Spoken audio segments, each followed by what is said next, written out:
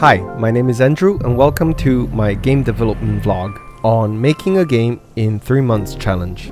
So, the start of something new. That sounds a little bit intimidating since the game currently has no gameplay loop or anything, and that's okay. That's because I want to document this entire journey to kind of act as an anchor to both help me make sense of myself on what I'm building, but also to hopefully share some insights with you so that maybe you'll be able to get inspired on your own projects. So let's talk a little bit about game identity. What does it really mean?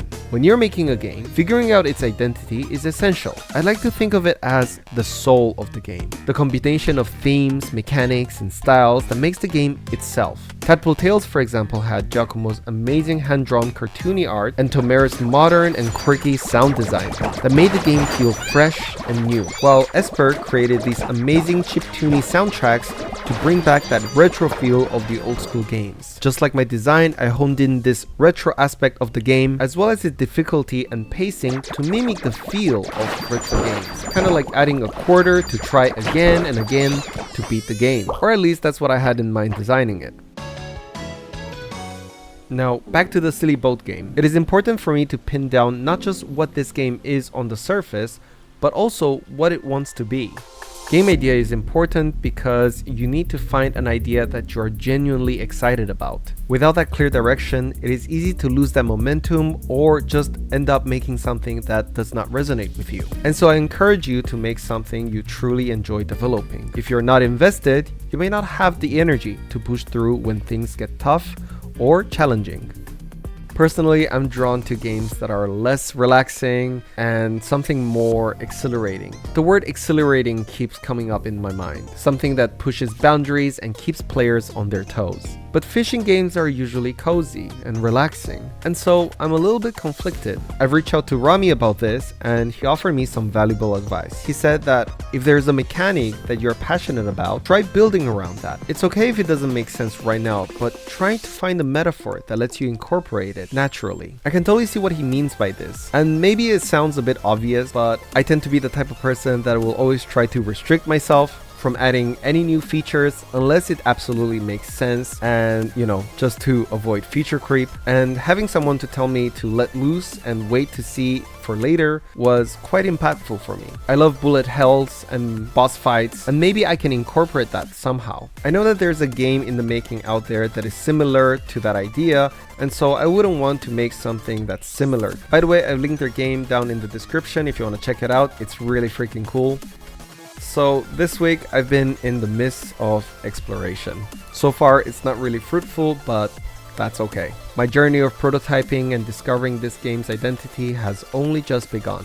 Prototyping is a muscle and you have to strengthen it over time. I haven't made games by myself in the past 2 years, and so I really need to flex the muscle so I can get stronger. I'm giving myself these 2 weeks to see if I can sketch out a unique identity. The fact that I've set myself out for these 3 months challenge, I know it won't be easy, and these 2 weeks will play a major role and will affect the next following months. I've been toying around with throwing on the hook from your boat. You can see that right now there's this kind of UI that shows where you're throwing the hook. But now I'm kind of stuck on thinking the logic for the hook.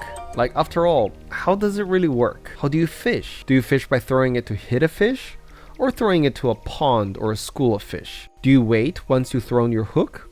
Or do you simply just catch them because you threw it at the fish and you hit it in the head?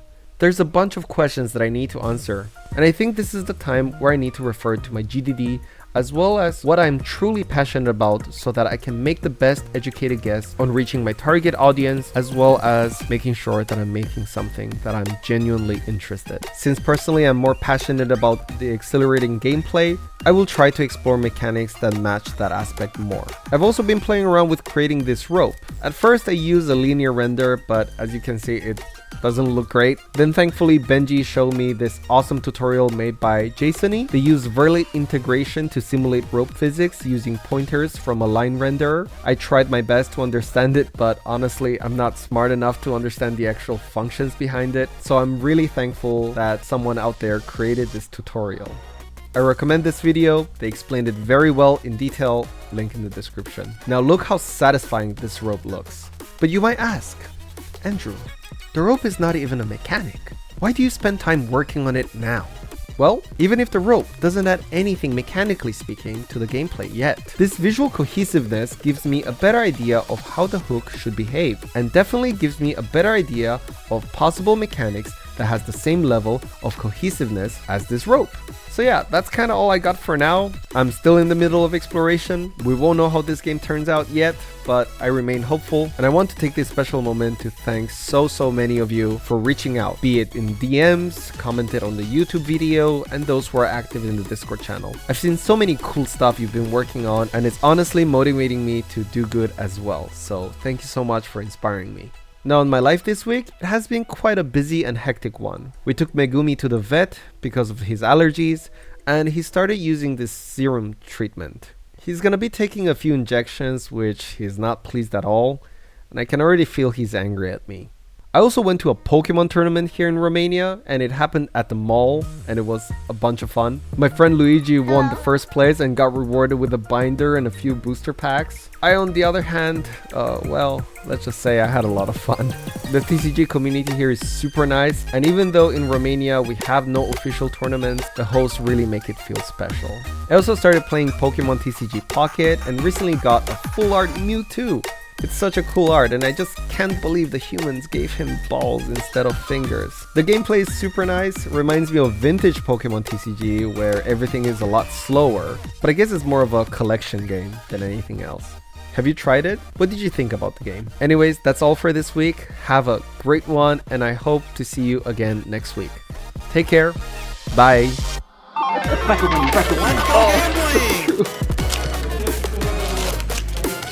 Yo.